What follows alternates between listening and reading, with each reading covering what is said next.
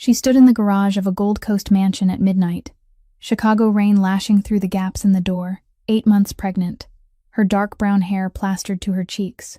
Around her were cardboard boxes, clothes, books, photographs, her mother's handwritten journal all packed up neatly like freight awaiting shipment, and no one had told her a thing.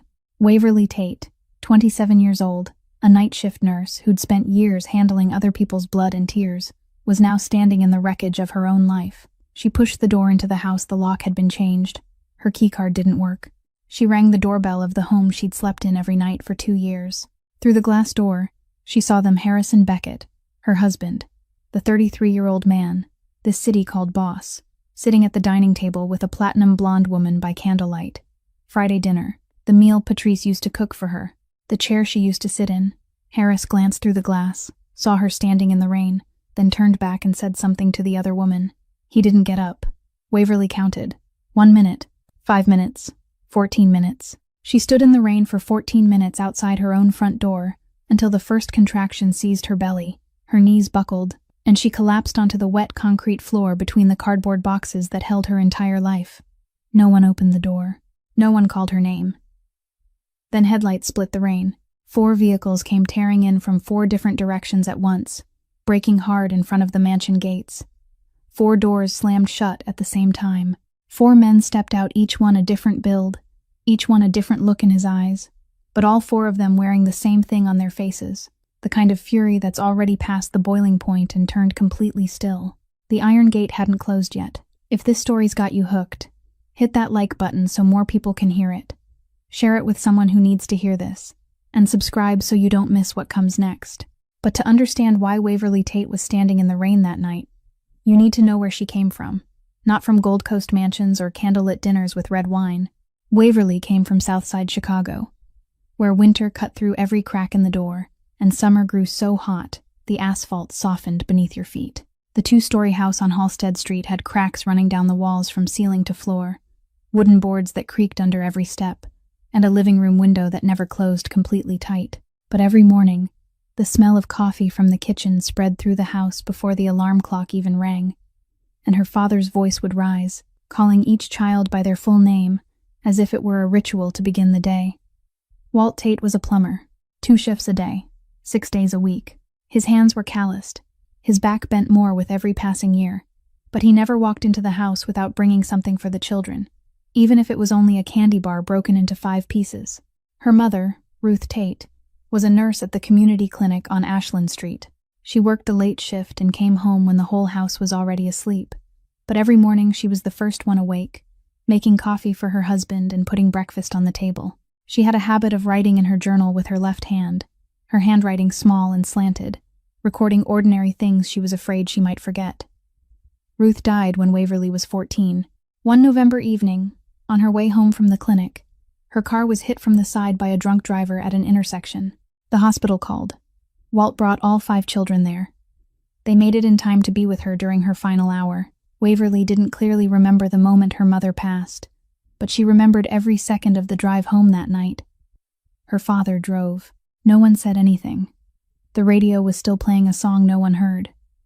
Pierce, the oldest brother, sat beside her in the back seat and placed one hand on her shoulder without saying a word. That hand was heavy and warm, and years later Waverly would still remember it more clearly than any condolence she had ever received. After her mother died, Walt Tate didn't fall apart. He did the opposite. He became rigid. He made a chart of household chores and taped it to the refrigerator, establishing strict rules for their meal times, study hours, and bedtime. Not because he was cold, but because he believed structure was the only thing that kept a family from breaking apart when the person who had held everything together was gone. And Waverly's 4 brothers, each in his own way, stepped into the space their mother had left behind. Pierce cooked dinner. No one said his food was good, but every night there was hot food on the table. Marshall did the laundry, and for the first 3 months, everything white in the house turned pale pink because he washed it together with red shirts. Devlin sat beside Waverly and Brody every evening, helping with homework, checking notebooks, never complaining even though his own assignments were piled on his desk. And Brody, the youngest of the 4 boys, didn't know how to cook, didn't know how to do laundry, but one afternoon when Waverly came home from school, she found that he had drawn her portrait in crayon on the bedroom wall. a smiling face, hair flying, with one crooked line written underneath. Our little wave. No one in that house carried everything alone. That was the rule no one said out loud, but everyone understood. Her father had one sentence he repeated so often it carved itself into the children's bones. No one owes you anything, but you owe yourself kindness.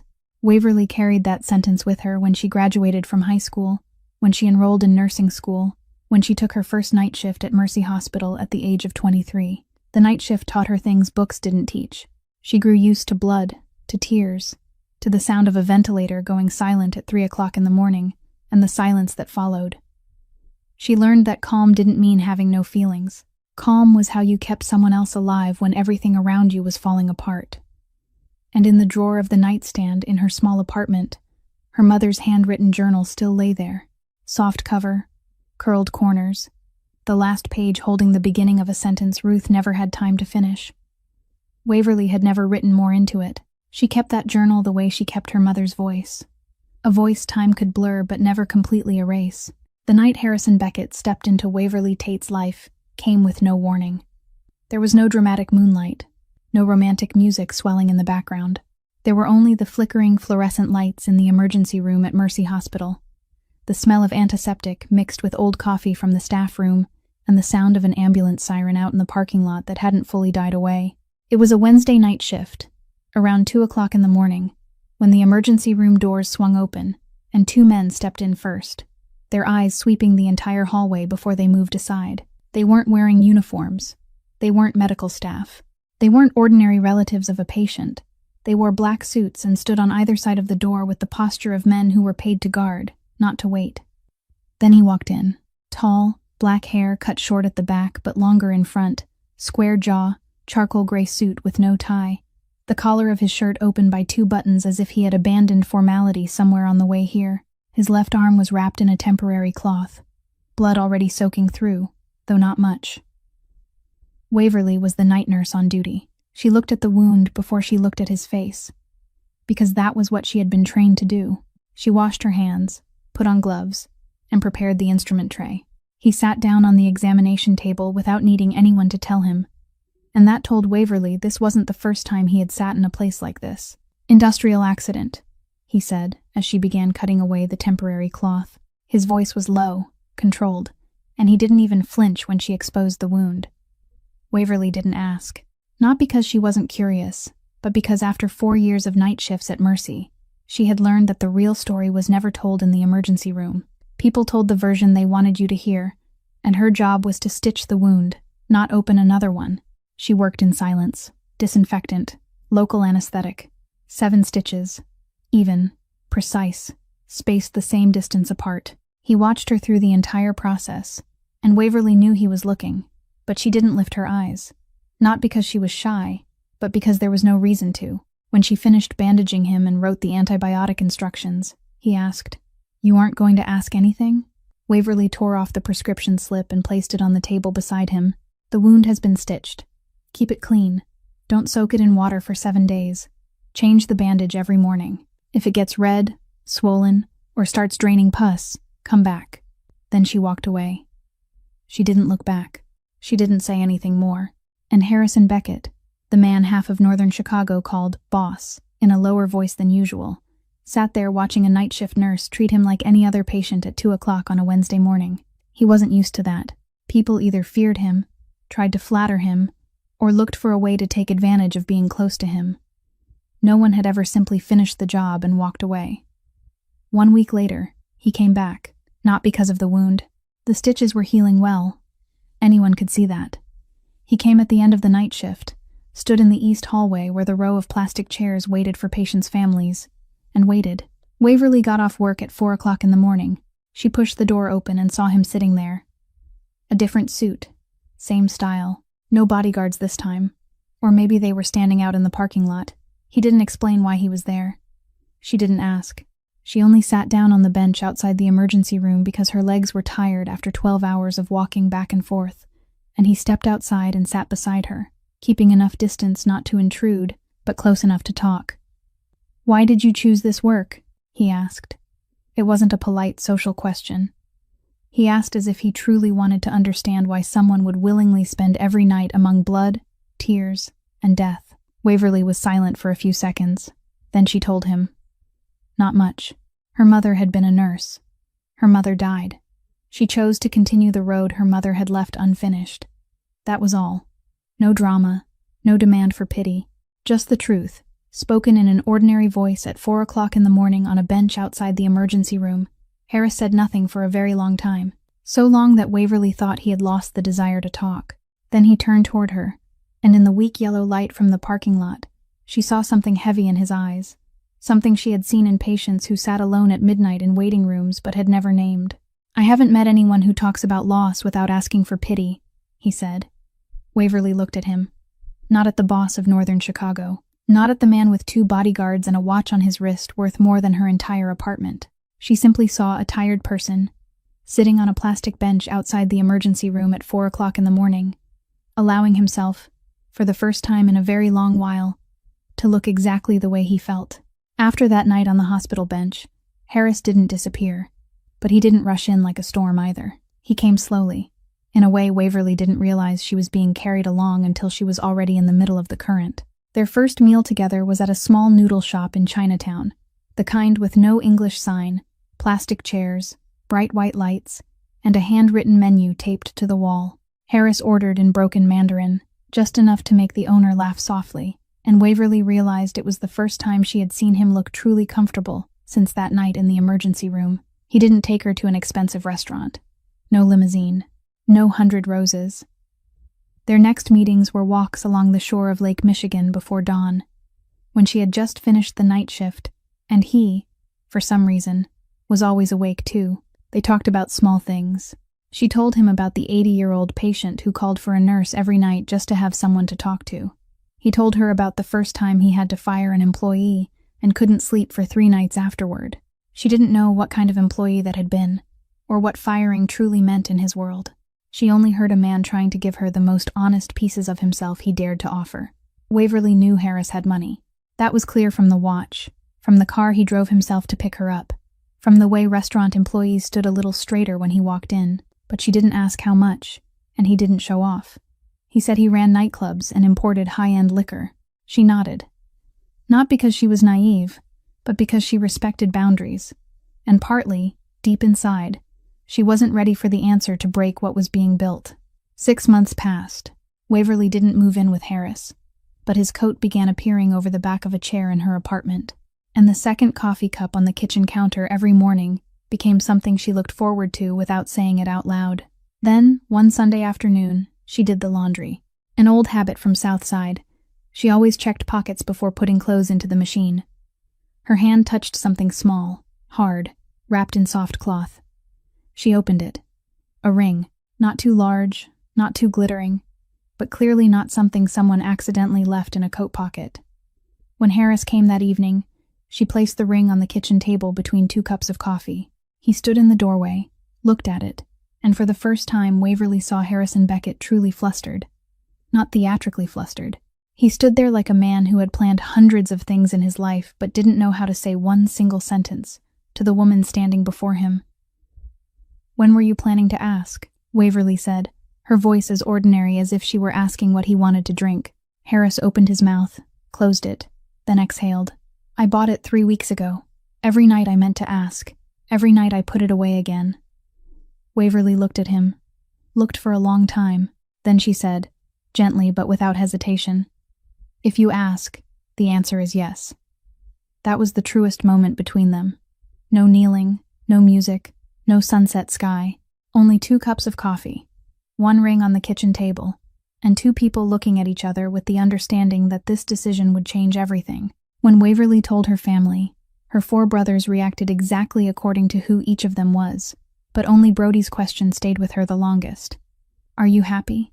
She said yes, and at that moment, she was telling the truth. The wedding was small, family only, in an Italian restaurant Harris rented privately for the evening. Waverly wore a simple white dress, did her own makeup, and when she stepped out, Harris looked at her in a way she had never seen him look at anyone, as if he had forgotten who he was outside that room. The first 3 months were the closest thing to happiness Waverly had ever known.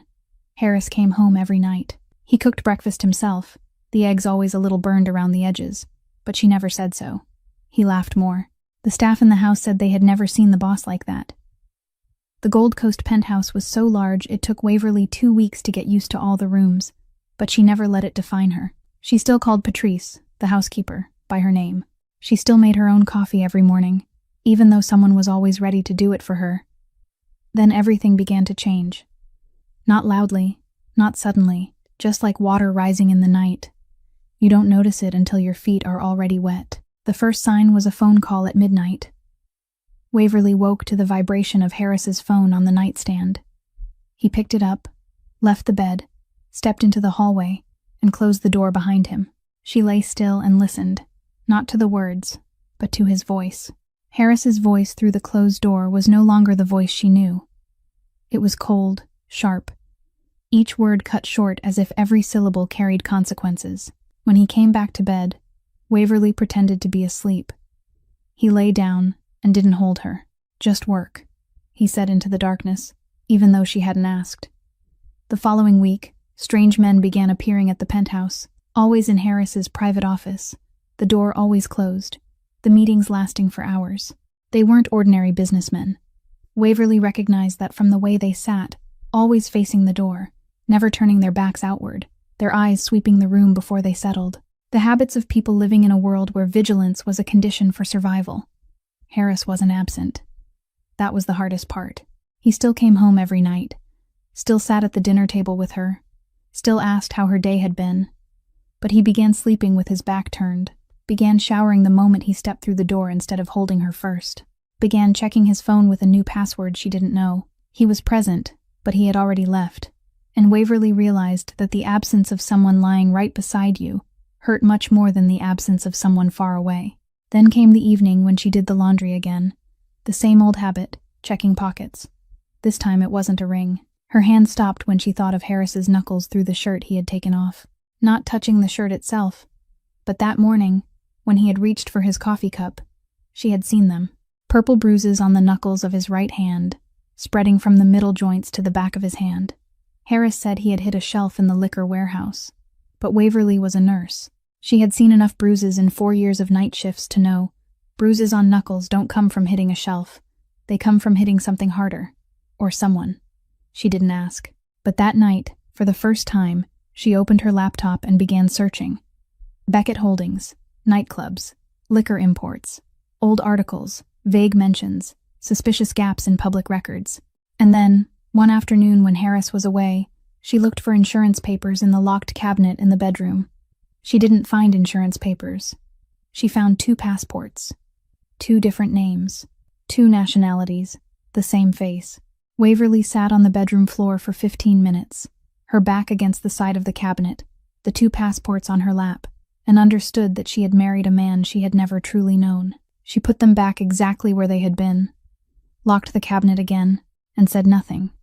Not because she was afraid, not because she was foolish, but because every time she looked at Harris, she still saw the man on the hospital bench at 4 o'clock in the morning, the man who had said, "I haven't met anyone who talks about loss without asking for pity." And she loved that man enough to give him one more chance to explain. Then one more. Then one more after that. That was Waverly Tate's tragedy. It wasn't that she didn't see. She saw everything. But she loved. Genevieve Marchetti didn't enter Waverly's life with thunder. She entered with a polite knock on the door, with a precisely measured smile, and with high heels whose every step knew exactly where it was going. The first time Waverly saw her was at a dinner Harris hosted for a group of partners at a private restaurant in River North. Waverly arrived 10 minutes late because her shift had run long, and when she stepped into the dining room, the table was already full. Harris sat at the head of the table, and in the seat to his right, the place that by every social convention should have belonged to his wife, a woman was sitting. Platinum blonde hair cut at the shoulders, amber brown eyes, perfectly shaped brows, a black boat-neck dress fitted just enough to suggest confidence without needing to display it. Her perfume reached Waverly before Waverly even had time to sit down. The kind of perfume you didn't buy at a department store, the kind you had to know existed before you could find it. Harris stood when he saw Waverly, pulled out a chair for her on the other side of the table, and introduced them. "This is Genevieve Marchetti. the company's financial attorney. Genevieve turned to Waverly, with a smile Waverly had seen on many patients in the emergency room, the kind of smile people used when they wanted you to feel comfortable while they were assessing every detail of your face. Waverly, finally. It's so nice to meet you. Harris has mentioned you a lot.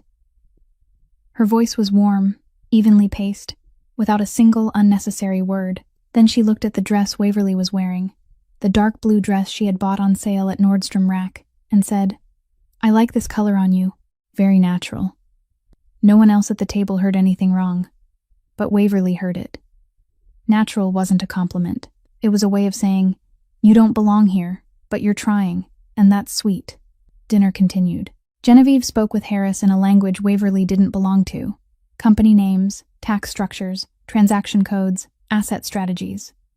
Not because Waverly wasn't intelligent, but because that was a world she had never been invited into, and Genevieve knew exactly how to use that language to draw a circle with only two people inside it, herself and Harris.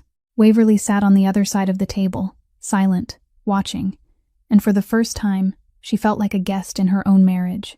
After that dinner, Genevieve didn't appear in the house. She was far too clever for that. She appeared everywhere outside the house. At partner dinners, she sat beside Harris. At the opening of a new club, she stood at his right side in front of the cameras. At charity galas, she was the one who introduced him on stage, always with the perfect reason. The attorney needed to be present. The financial advisor needed to represent the company. The partners needed to see professionalism. Waverly didn't discover it through suspicion. She discovered it by accident. One morning, while drinking coffee, she was scrolling through her phone and saw an Instagram post from one of Harris's business partners. The photo showed dinner the previous night. Harris sat at the head of the table, smiling, a wine glass in his hand. Genevieve sat to his right, leaning slightly toward him, her hand resting on the back of his chair in a way only people very close to each other would do. 12 people in the photo. Waverly wasn't there. She hadn't even known that dinner existed. Harris had told her that night that he had a late meeting at the office. Waverly set the phone down, finished her coffee, said nothing when Harris woke up 10 minutes later and asked whether she had slept well. In the following weeks, she began to notice. Not searching, only noticing. And once you begin to notice, you see everything. Genevieve didn't take Waverly's place inside the house. She took Waverly's place in the life outside the house, in the schedule, in the decisions, in the world where Harris was the boss, and Waverly was only the name on a marriage certificate. Then the call from the clinic came. Waverly called to confirm her prenatal appointment for the following week, and the receptionist said in a normal voice, "Oh, your appointment has been moved to the week after next. The Beckett family assistant called yesterday and said you were busy." Waverly held the phone, standing in the middle of the living room, and stayed silent long enough for the receptionist to ask, "Miss Tate, are you still there?" "Yes," Waverly said. "I'm still here." She didn't ask which assistant. She didn't need to ask. She already knew. That night, when Harris came home, Waverly asked in the same ordinary voice one might use to ask about the weather, "What is Genevieve to you?" Harris didn't look up from his phone. "My attorney. I already told you." The same answer, the same tone. But each time he said it, the covering grew a little thinner, and Waverly saw a little more clearly what was lying underneath. That night, Waverly couldn't sleep. She sat up, opened the drawer of her nightstand, and took out her mother's soft-cover journal. She didn't write anything in it. She only opened to the last page, where Ruth Tate's slanted handwriting stopped in the middle of a sentence, and read that line again in the dark. She didn't know what her mother had meant to write next, but that night, for the first time, she wished she could ask her mother one question. "Mom, when is love enough?" Waverly knew even before the test showed 2 lines. Her body had told her in a language that 4 years in the emergency room had taught her to read fluently. The slight nausea in the morning, the brief metallic taste on her tongue when she drank coffee, the tenderness in her breasts, and a kind of exhaustion different from night shift fatigue. She went to the clinic alone on a Tuesday afternoon, sat in the waiting room among other women flipping through magazines, and when the doctor confirmed it, she only nodded. She didn't smile. She didn't cry. She only placed a hand on her stomach and thought, "So that's it. Another life has just attached itself to mine, and I need to know whether the baby's father wants that or not." She decided not to tell him. Not because she was afraid, but because she wanted to test something. If Harris truly still saw her, If he was still paying attention to her body, to even the smallest change, then maybe there was still something left to hold on to. 2 weeks passed. Waverly began losing her ability to drink coffee. She left her morning cup untouched on the kitchen counter for 3 days in a row. She slept more. She ate less at dinner and then snacked at midnight. Small changes, but to someone who was paying attention, they would have been as clear as warning lights. Harris didn't notice, not because he was blind, but because he had stopped looking. On the 15th day, Waverly decided to tell him, not because she couldn't wait any longer, but because waiting longer wouldn't change the result. She chose to say it in the car, on the way back from a dinner she had to invite herself to because Harris hadn't asked her to come. He was driving, eyes on the road. The radio was playing soft jazz, the kind he always turned on when he didn't want to talk. Waverly lowered the volume. "I'm pregnant. No lead-in. No Harris. I need to talk to you." Just those words, falling into the space between them like a stone dropped into still water. Harris braked hard. The car stopped in the middle of the intersection, the yellow light turning red, horns blaring behind them. He didn't look at her. He stared straight ahead, both hands gripping the steering wheel, and Waverly saw his knuckles go white. "Now?" he said. Then, as if the question itself hadn't been enough, "Why now? Not really. Not, that's wonderful. Not any reaction a pregnant wife would want to hear. But now, as if the baby were a meeting placed on the wrong schedule." The light turned green. Harris kept driving, and for the next 10 minutes, he talked about security, about risks, about enemies whose names Waverly didn't know, about how a child would become a weakness in the defense system he had spent so long building. He talked about protective measures, about schedule adjustments, about increasing personnel. He talked about everything connected to the baby except the baby. Waverly sat still and listened, and when he stopped the car in front of the penthouse, she understood it as clearly as she understood a blood test result. To Harris, the news that she was pregnant wasn't joy, it was a risk that needed to be managed. The following week, a black SUV began appearing. It didn't belong to a stranger. Waverly recognized it the second time she went to her prenatal appointment, parked half a block from the clinic, with the same license plate she had seen outside the grocery store the day before, and outside Mercy Hospital when she stopped by to visit an old coworker, and outside the coffee shop where she sat alone every Sunday morning. Harris had assigned bodyguards to follow her. When she confronted him, he didn't deny it. "You're carrying my child," he said, reasonable, calm, as if this were a negotiation and not a marriage. "There are people out there who don't want me happy. You need to be protected." Waverly looked at him. "I don't need protection from the outside," she said. "I need you to protect what's inside." He didn't answer. Not because he hadn't heard, but because there was no answer in his arsenal for dealing with the truth. Then one afternoon, Waverly came home and saw an envelope lying on the bed. No sender's name, no note, just a white envelope, placed neatly on her pillow. She knew it was from Patrice before she even opened it, because Patrice was the only person in that house who made her bed, and she was the only person who placed everything squarely, as if orderliness were the way she expressed tenderness. Inside was a copy of a contract, not a property transfer document. Worse, because it was completely legal and therefore impossible to argue against. A contract granting Genevieve Marchetti long-term use of the penthouse, with the stated purpose on paper listed as office work and corporate guest reception, signed by Harrison Beckett, notarized, and dated 6 months earlier, when Waverly had still been sleeping every night in that very penthouse, still making coffee every morning in that very kitchen, still believing it was her home. Waverly sat on the bed, held the paper with both hands, read it again, then again. This wasn't proof of an affair. An affair would have been simple, pain once and then a decision.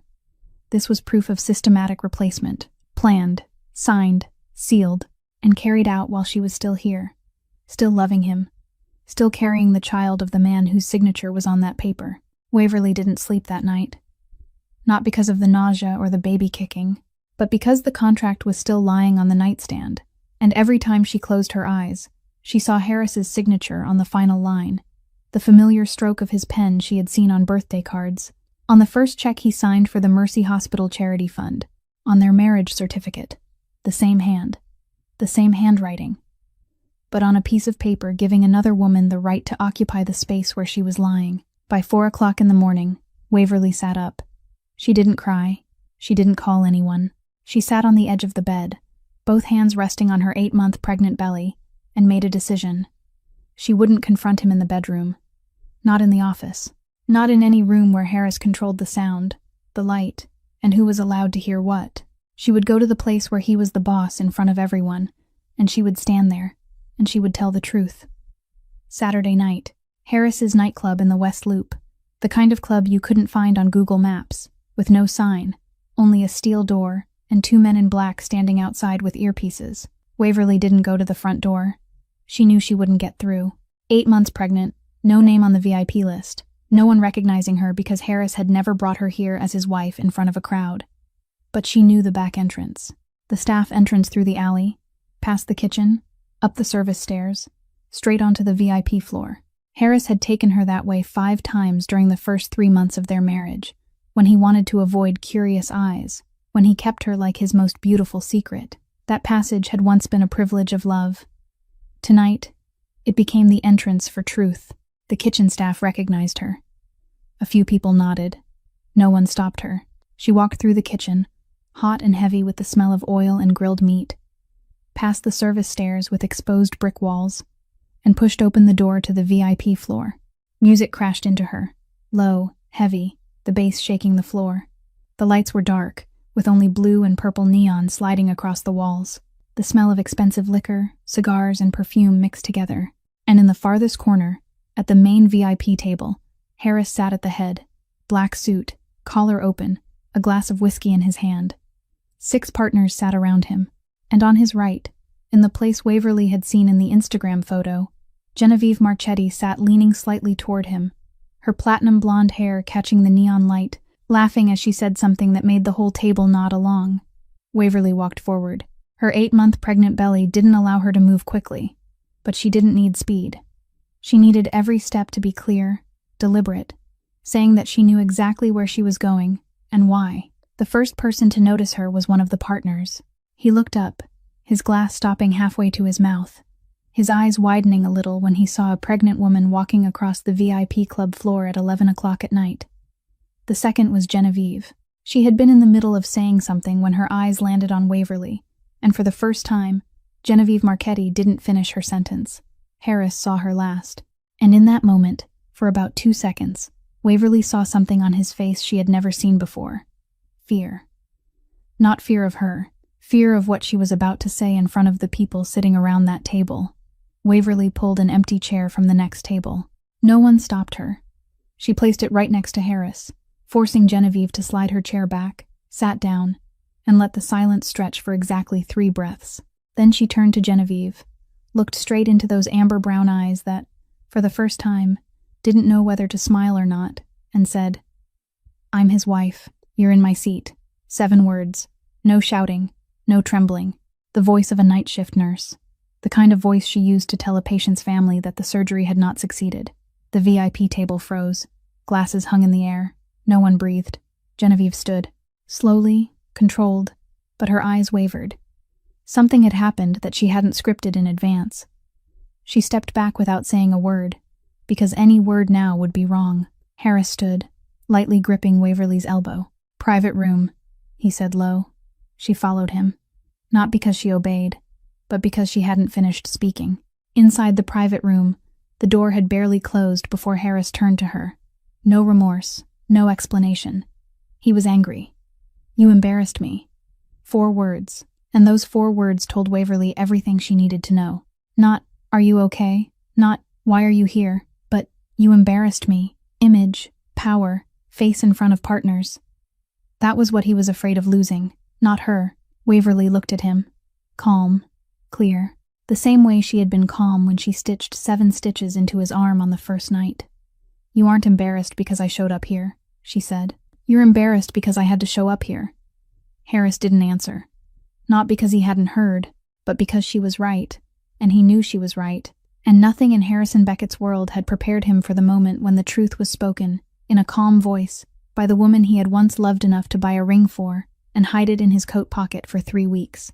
Waverly walked out of the private room, through the door, back onto the VIP floor. The music was still playing. The lights were still spinning. But as she walked through, the crowd parted on its own. No one stopped her. No one spoke. Not because she was frightening, but because the truth was walking through them. 8 months pregnant, back straight, eyes dry, and no one in that room wanted to touch it. 2 days after the night at the club, nothing happened. That was the most frightening part. No argument, no conversation, no Harris sitting across from her and saying, "We need to talk." There was only silence, the kind of silence Waverly had learned to read during 4 years of night shifts, the silence of a patient's body no longer responding before the monitor gave a flat signal. Harris still came home, still slept in the bed, but he didn't look at her. Not avoiding her eyes, but looking through her, as if she had become part of the furniture he no longer needed to notice. On Monday morning, he left the house at 6 o'clock. Waverly heard the door close, the car engine start, and then silence returned. She lay there for another 10 minutes, one hand on her belly, thinking maybe this was only how Harris handled shame, that he needed time, that the anger would pass and they would talk. She was wrong. Waverly went to work the afternoon shift that day. Not at Mercy.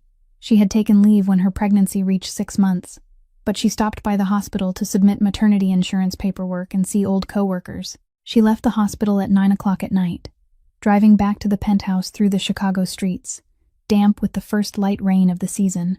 When she reached the building and put her keycard into the scanner in the basement level, the screen flashed red. Access denied. She tried again. Red. A third time. Red. Waverly sat in the car, staring at the blinking red screen, and the first feeling wasn't shock. It was confirmation. She drove up to the ground floor and entered the main lobby. The lobby door code had been changed. The elevator card didn't work. The night receptionist, someone she had never met before, looked at her with the polite emptiness of a person who had been instructed in advance. "I'm sorry, ma'am. I need to confirm with building management." Building management didn't answer, because building management, like everything else in Harrison Beckett's system, only answered when allowed to. Waverly returned to the car, sat still. The rain began falling harder, tapping against the windshield in a rhythm she didn't want to hear. She called Harris. The phone rang once, twice, 3 times, then voicemail. His recorded voice, cold, professional. "You've reached Harrison Beckett. Please leave a message." She didn't leave a message, because leaving a message meant accepting that he had the right to choose when he would hear her speak. She called Patrice. Patrice answered after half a ring, and the first thing Waverly heard wasn't a greeting. It was a heavy, shaking breath, the sound of someone trying not to cry. "Patrice," Waverly said. "What's going on?" Silence stretched for 3 seconds. Then Patrice's voice broke open, small, exhausted, carrying the shame of someone forced to deliver a message she hated. "I was asked to leave this morning. Miss Marchetti said I didn't need to come back." Waverly held the phone. Rain struck the car window. She heard every word, and each one fell into place like the final pieces of a picture she had seen for a long time, but had refused to complete. Patrice, who had been in that home for 11 years, who knew exactly how Harris took his coffee, who made Waverly's bed every morning with the neatness Waverly called tenderness, who had quietly left the envelope on the bed to warn her, had been fired. Not by Harris, by Genevieve Marchetti, and Harris hadn't stopped it. "Patrice," Waverly said, her voice calmer than she thought it could be. "Thank you, for everything." The housekeeper began to cry out loud. "I'm sorry, sweetheart. I'm sorry." Waverly ended the call, sat still for 1 minute, then she drove away. No destination. She only drove, through wet streets, past red lights and green lights, past night bars and bright convenience stores. And she thought about the security code, the key card, the elevator password, the receptionist who couldn't get anyone to answer, Patrice being fired, and she understood that Harrison Beckett hadn't thrown his wife out of the house. He didn't need to do anything that crude. He only had to change the system, and the system would throw her out for him. No one needed to say, "He knows." The lock code had said it. The password had said it. The revoked access had said it. Patrice's 11 years of service erased in one morning had said it. All of it said the same sentence Harris never had to open his mouth to speak. Then, she remembered, the backup garage code, the one Patrice had given her during the first week she moved into the penthouse. "This code is for delivery staff," Patrice had said then. "It's in the secondary system. No one remembers it exists, but it always works." Waverly turned the car around, drove back to the building. entered the garage through the side entrance, typed the code, green light. The gate opened, and she stepped inside. The familiar basement garage, where she had parked her car every day for 2 years. But tonight it was different. Along the eastern wall, arranged in a neat row, were cardboard boxes, her clothes, her books, wedding photos. And in the top box, left open, she saw the familiar corner of a soft cover, her mother's journal, packed with everything else, like freight waiting to be shipped. Waverly stood among those cardboard boxes, one hand resting on her belly, rain slipping in through the gap beneath the garage door behind her. And she understood, clearly, finally, with no room left for hope. This was the last time she would stand inside this home, not because she had chosen to leave, but because this home had chosen that she no longer belonged to it before she had even had the chance to ring the doorbell. Patrice didn't go home after she was fired. She drove her old Toyota out of the penthouse building's parking garage at 10 o'clock in the morning, and instead of turning right toward Pilsen the way she did every day, she parked at a coffee shop 3 blocks from the building and sat there. She didn't drink anything. She only sat looking out through the glass, her hand gripping her car keys tightly, and thought. For 11 years, she had worked in that penthouse. For 11 years, she had known that Harrison Beckett woke at 5:45, drank black coffee with no sugar, and read the news on his tablet for exactly 12 minutes before putting on his suit. She knew he hated the smell of lilies, liked gray bed sheets, and had a locked cabinet in the bedroom that she was never allowed to touch. She knew everything, and she stayed silent, because silence was the condition of survival in the world of people who served power. But Patrice knew something else too. She had seen the cardboard boxes being prepared the day before. She had seen Genevieve's people come to pack Waverly's belongings in the afternoon, while Waverly was at Mercy Hospital submitting paperwork. She had seen them place the soft-covered journal into a cardboard box with clothes and books as if it were leftover property in a hotel room after a guest had checked out, and she had said nothing. That was what was eating her from the inside as she sat in the coffee shop, looking out at the street.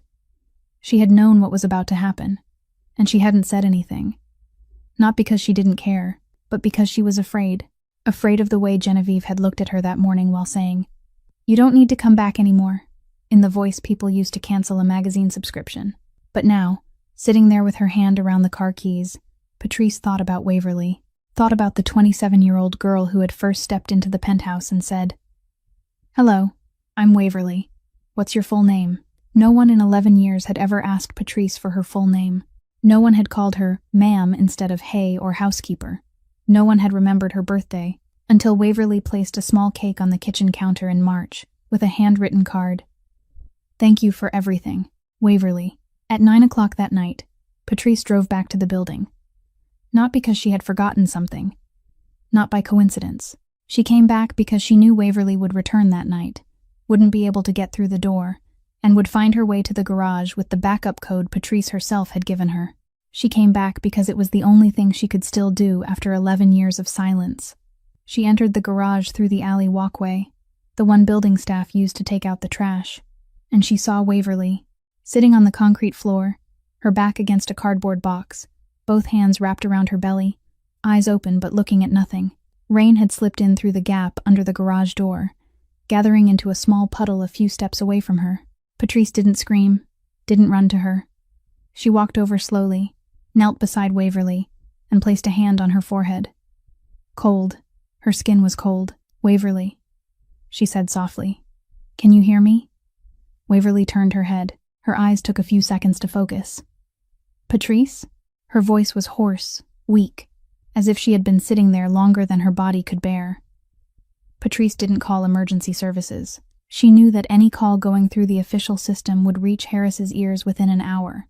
This building, the ambulance service in this district, the nearest hospital, all of it lay inside his sphere of influence. And Patrice, after 11 years in that house, didn't trust Harris to do the right thing. She called Jerome, her nephew, the only person she trusted at that moment. "Bring the car to the building, back garage entrance, right now." Jerome arrived in 15 minutes. He didn't ask anything. He helped Patrice lift Waverly to her feet, helped her into the back seat of the old car, and drove away through the rain. Patrice took Waverly to a familiar clinic. The doctor checked her quickly but carefully. Low blood pressure, dehydration, physical exhaustion. The baby was stable. "The baby is healthy," the doctor said. "But the mother isn't. She needs rest, water, food, and someone beside her.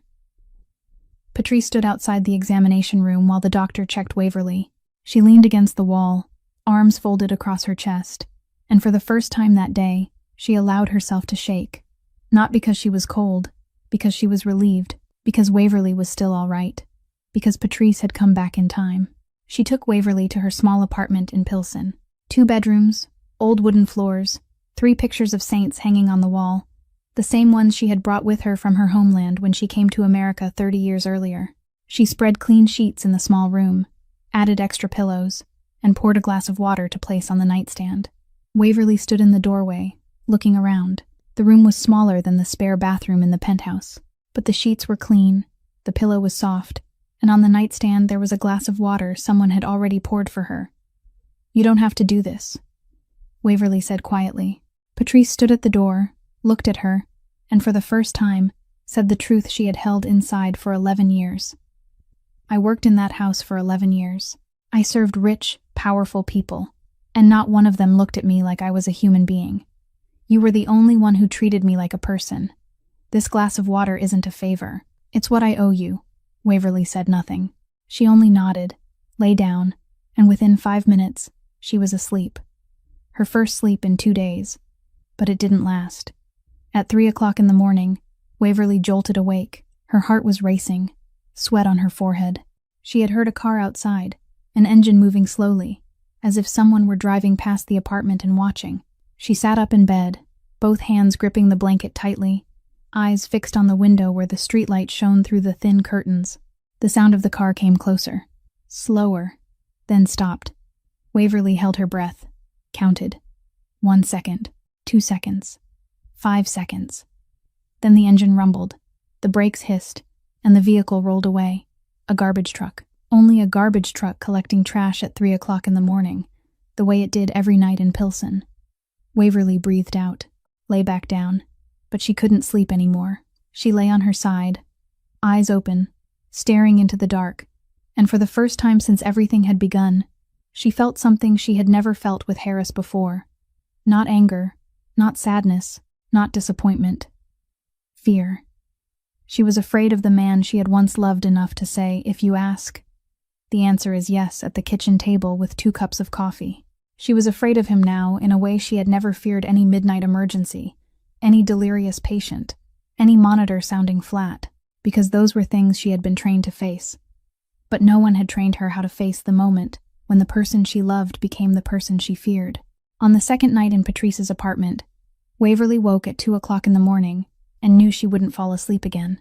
Not because of the sound of a car this time, not because of fear, but because of something heavier than fear, something she had forced down to the bottom of her chest since the night in the garage, finally rising to the surface and refusing to sink again.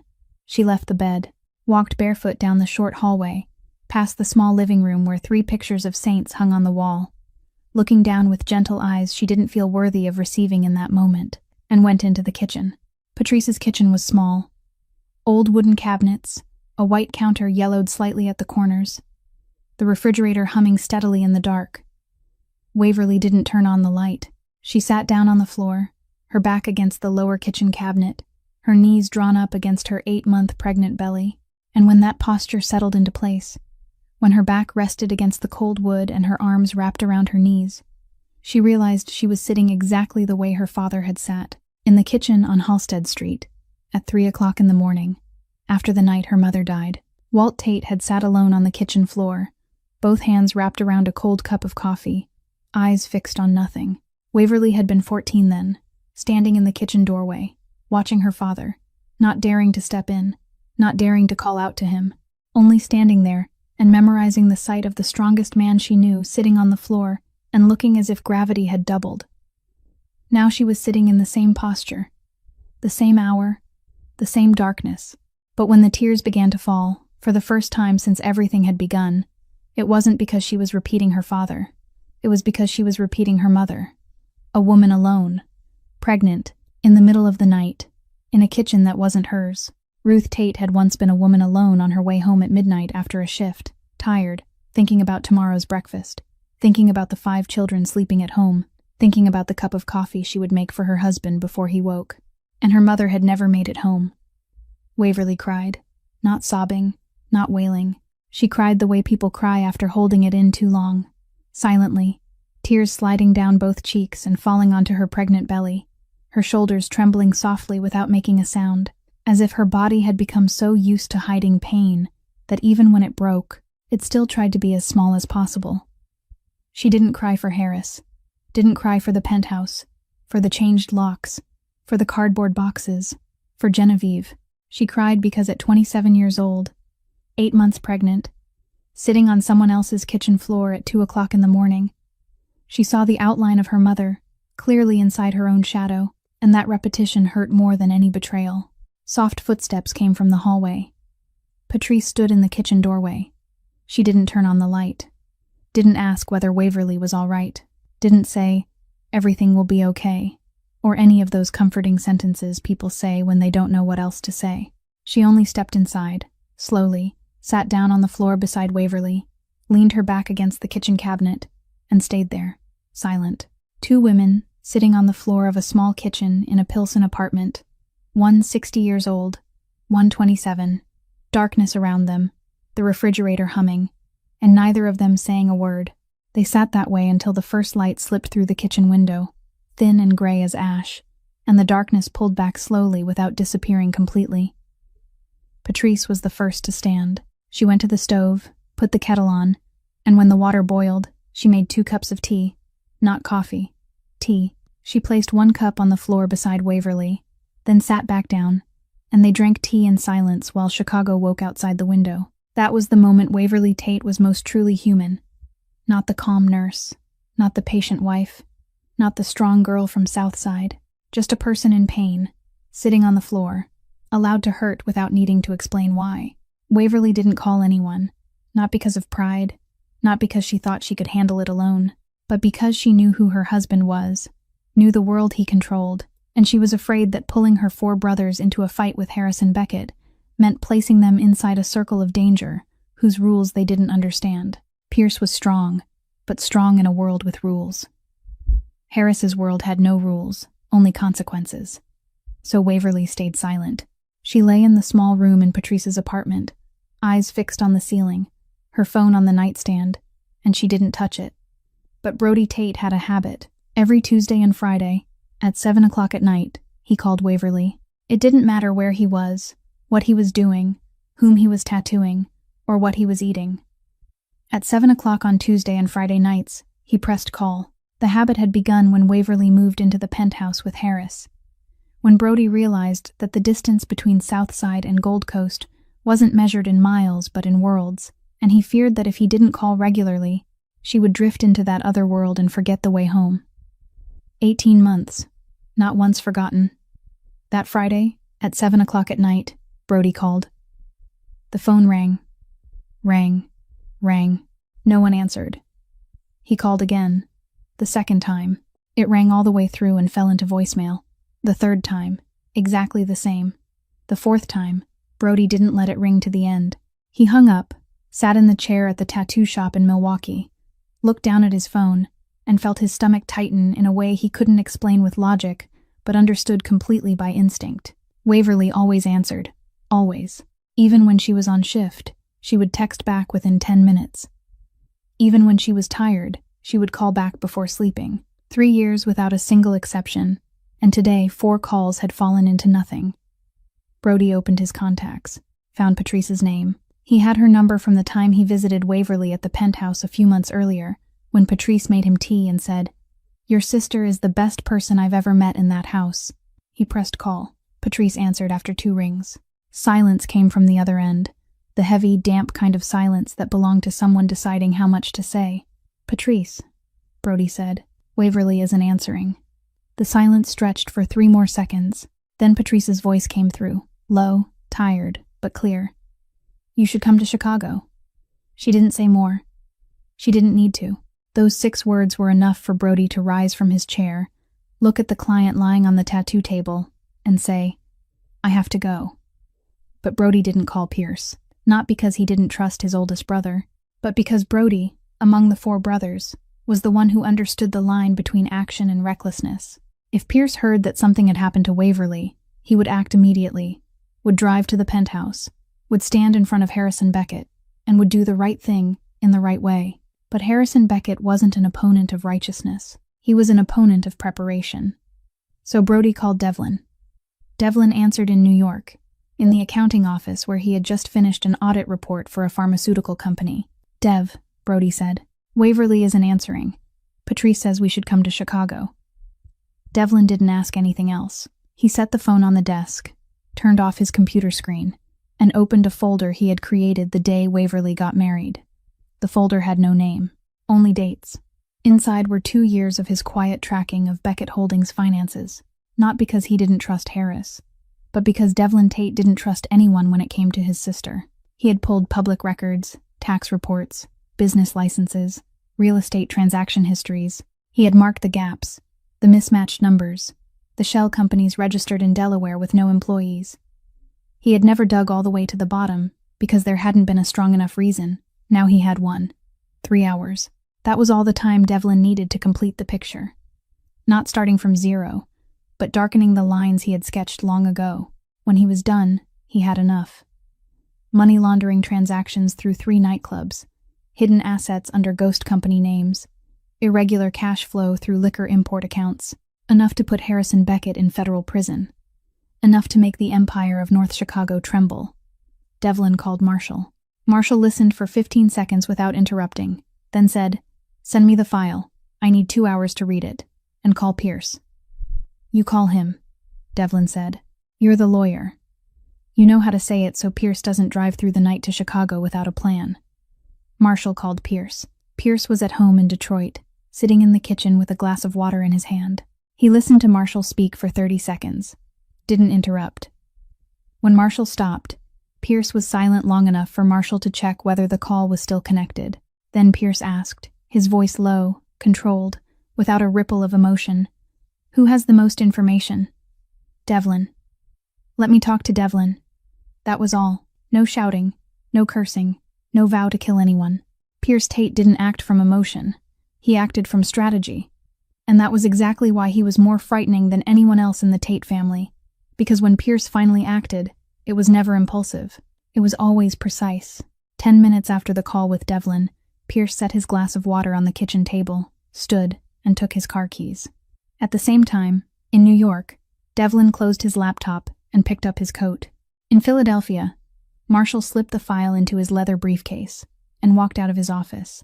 In Milwaukee, Brody had already been sitting in his car for half an hour, hands on the steering wheel, waiting for the signal.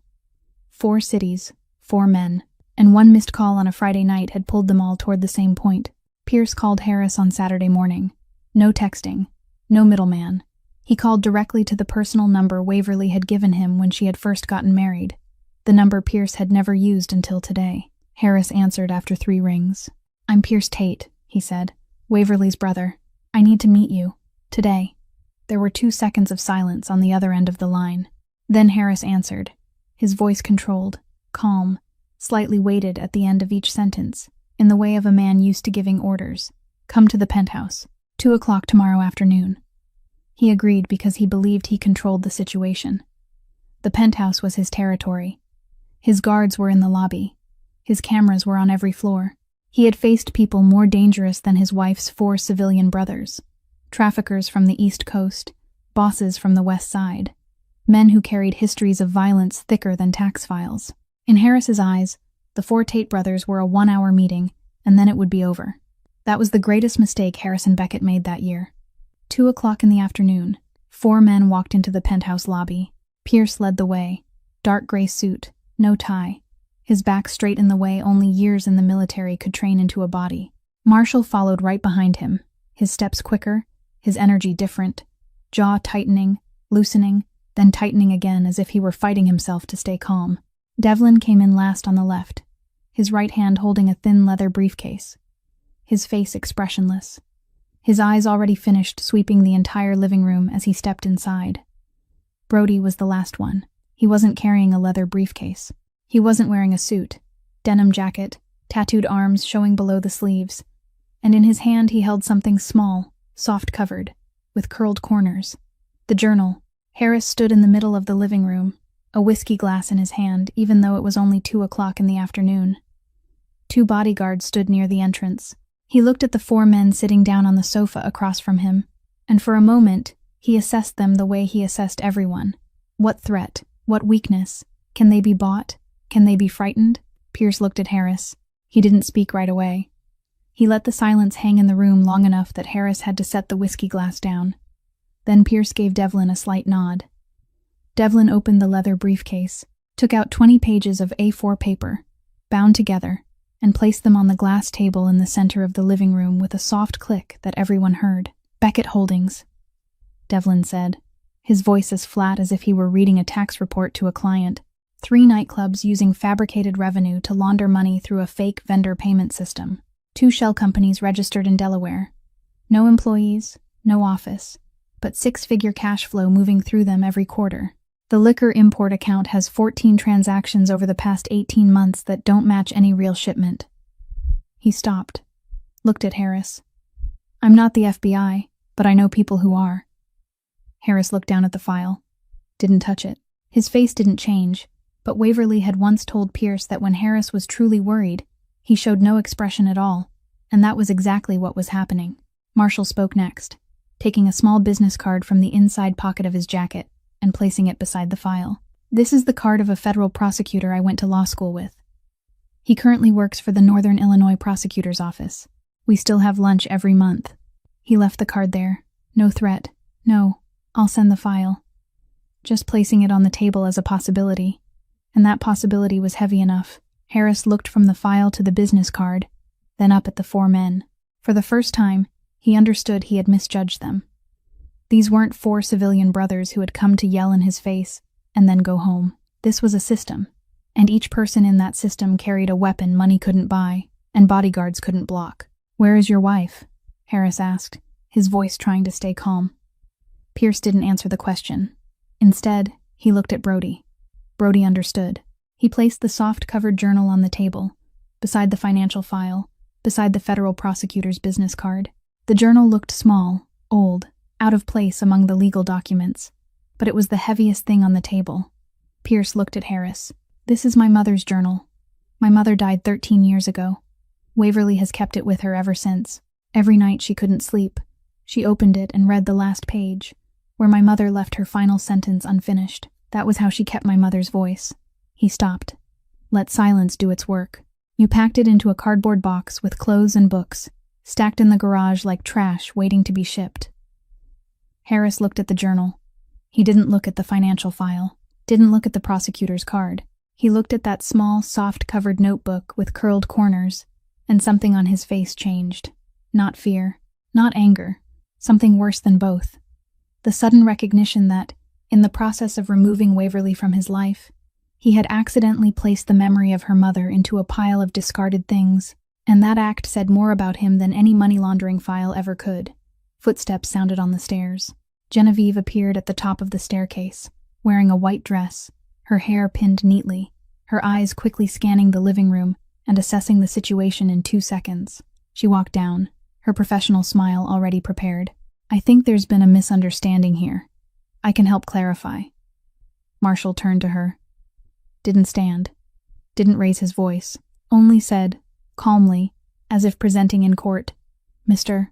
Beckett's attorney shouldn't be present when her client is being threatened by the very file she prepared."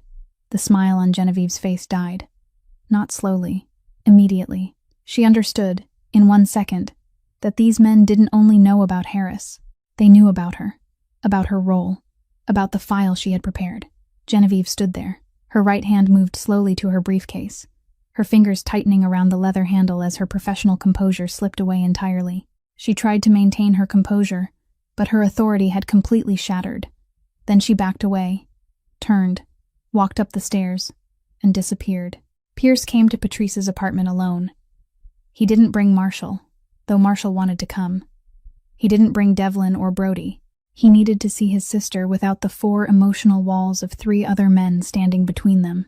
He needed to look at her, needed to know how she was, and needed to ask her one question that only the 2 of them could answer.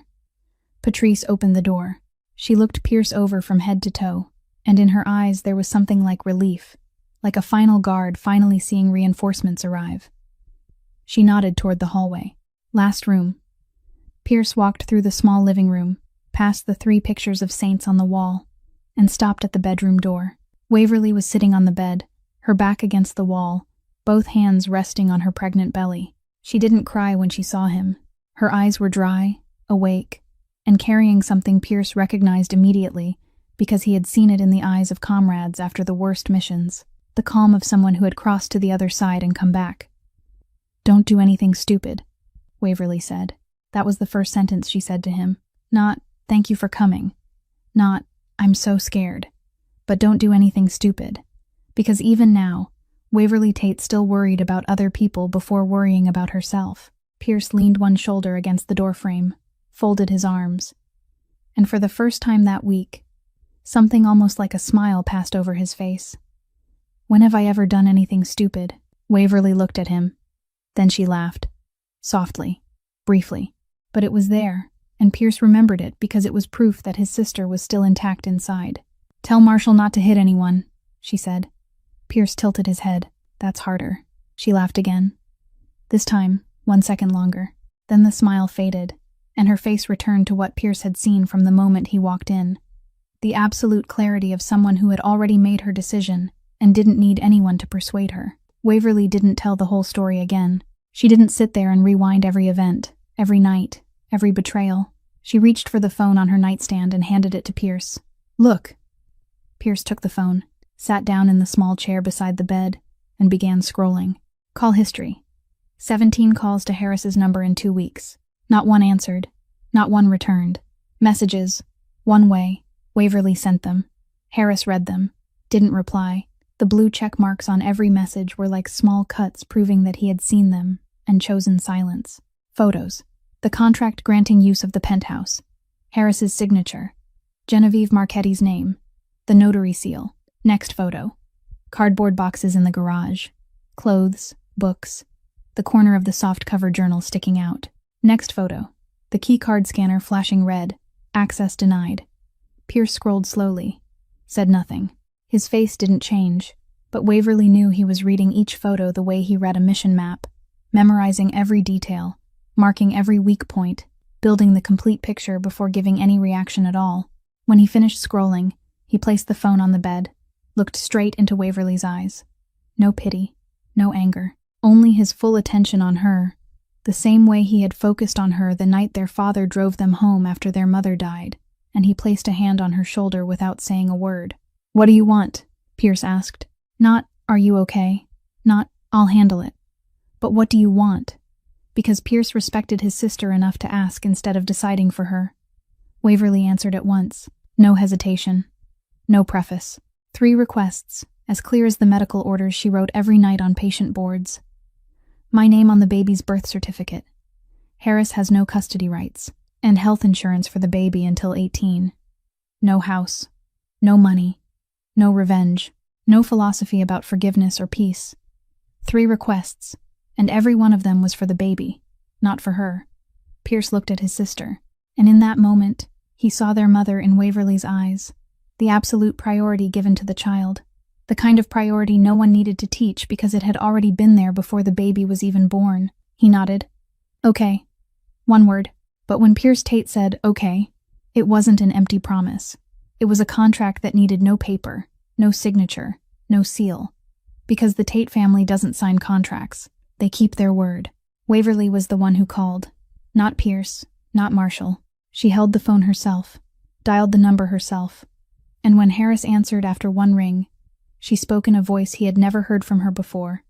Not angry, not sad, not pleading, only completely neutral, as if she were calling to cancel a dentist appointment. I need to meet you. The coffee shop at the corner of Damon and Schiller. Wicker Park. Tomorrow, 2 o'clock in the afternoon. Alone. Harris was silent for 3 seconds. Then, okay. She chose the place. That was the first thing that was different. Throughout their marriage, Harris had been the one who chose. Chose the restaurant, chose the time, chose who was invited and who wasn't.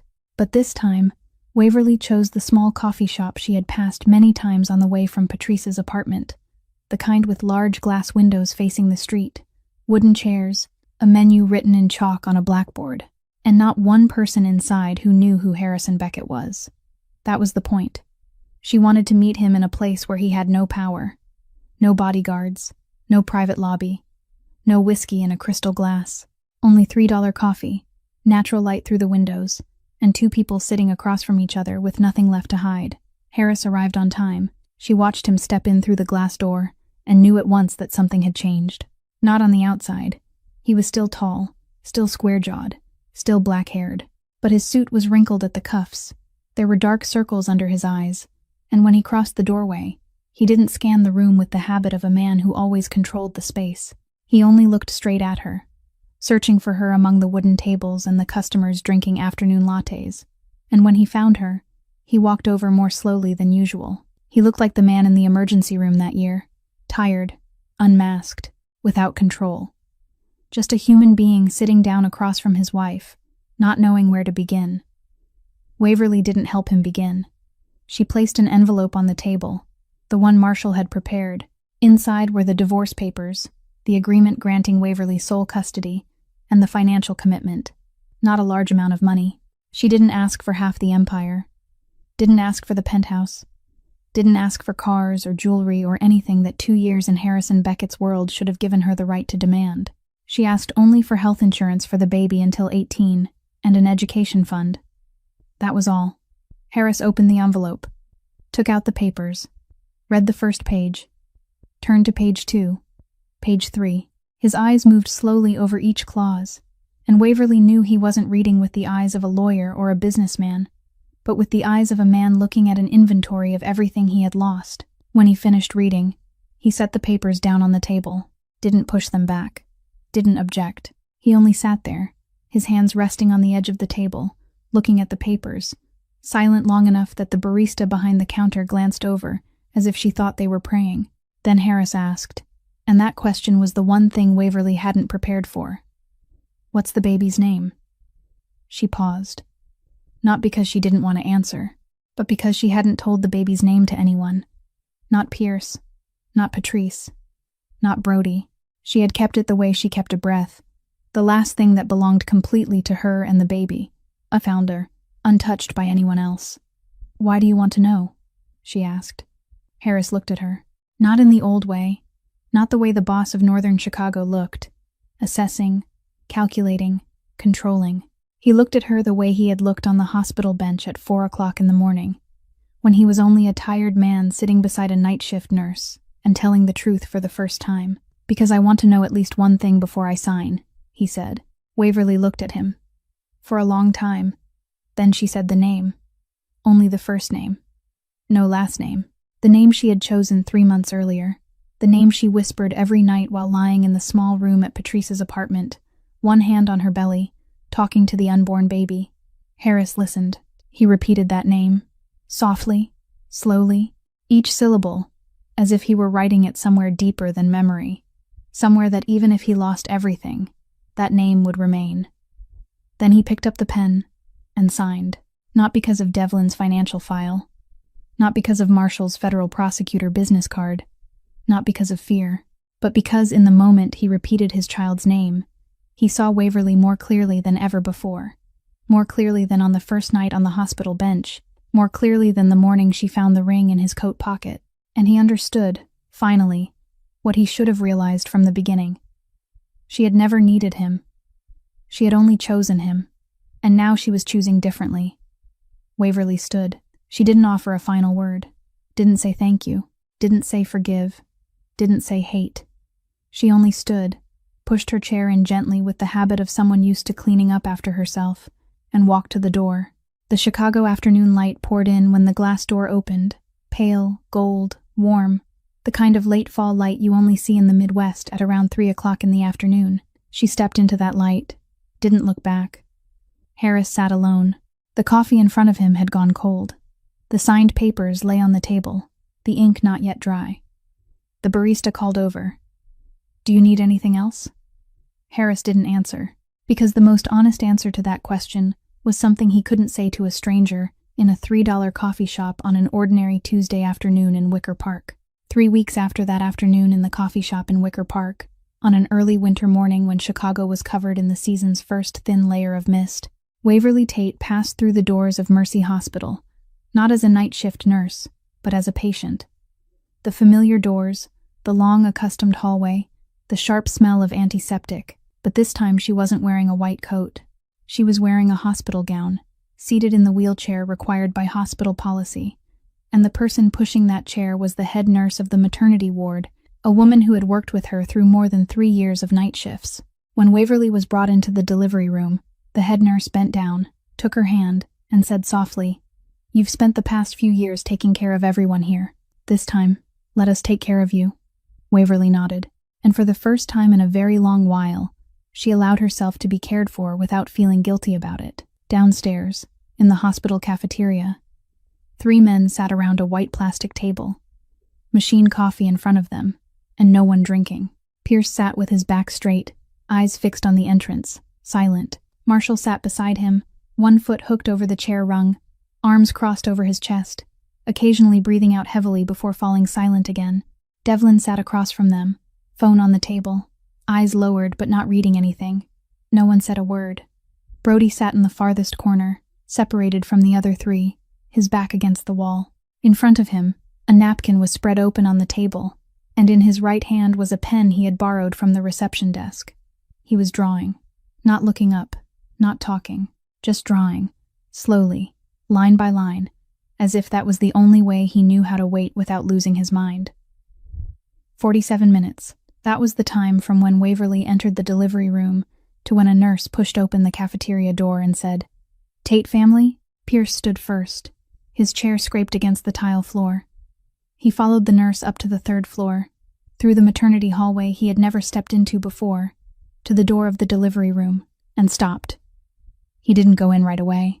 He stood outside the glass door, looking in, and for those 30 seconds, he only looked. Waverly lay on the bed, her hair damp with sweat, her face exhausted but her eyes open, and on her chest, wrapped in a white hospital blanket, was something tiny, moving. His little sister was holding her child. Pierce Tate, former Marine, the man his comrades said they had never seen change expression in any situation, stood outside the glass door for 30 seconds, and swallowed twice before stepping inside. The other 3 brothers followed. Marshall stopped in the doorway, looked at Waverly, looked at the baby, and lowered his face for 1 second. Devlin entered with the calmest expression, but his hand unconsciously touched the side rail of the bed, as if he needed to hold on to something solid. Brody came in last. The folded napkin was tucked in his jacket pocket. Waverly looked at her 4 brothers standing around the bed, 4 large men in a small hospital room, looking awkward and misplaced among medical equipment and white sheets, and she wanted to laugh because they looked like 4 bears standing in a china shop, but she didn't laugh. She looked at Brody. He was standing farthest away, near the door, hands in his jacket pockets, eyes red, trying to stay calm though his chin was trembling slightly. Waverly beckoned him closer. Brody stepped forward, each step slow, as if he were afraid that moving too hard would break the moment. When he stood beside the bed, Waverly lifted the baby and handed the child to him. Not to Pierce, not to the oldest brother, to Brody. Because Brody was the one who called every Tuesday and Friday and never forgot. Brody was the one who picked up the phone and called Patrice when she didn't answer. Brody was the first link in the chain of dominoes that brought everything back together. "You saved us," Waverly said. Brody held the baby. His hands shook, not because he was afraid. They shook because he was holding the lightest thing he had ever carried, and yet it weighed more than anything he had ever held. His eyes were red, his lips moved, but no words came out. He only stood there, holding the baby, crying without making a sound, the way Tate men cried, silently, turning their faces away, but unable to hide it. Pierce placed a hand on Brody's shoulder, said nothing, just placed his hand there, exactly the way he had placed his hand on Waverly's shoulder in the back seat while their father drove home from the hospital the night their mother died. The same hand, the same silence, but this time, it didn't carry loss. It carried a beginning. On the table beside the bed, the soft-covered journal lay open to the final page, the page Ruth Tate had left unfinished 13 years earlier, her slanted handwriting stopping in the middle of a sentence, the blue ink fading with time. Waverly reached for the pen on the table. She uncapped it. And for the first time in 13 years, she wrote in her mother's journal, Beneath Ruth's unfinished line, in a slanted handwriting just like her mother's, Waverly wrote the baby's name, the birth date, and the final 3 words. She came home.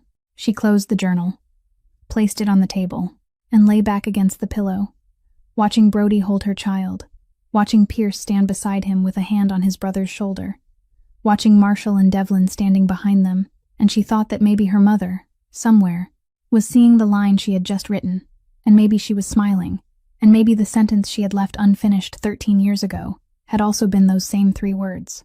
Outside the hospital window, Chicago kept moving. Cars, traffic lights, distant horns, a man selling coffee from a cart on the corner, a child running across the sidewalk with a red balloon. The city didn't stop.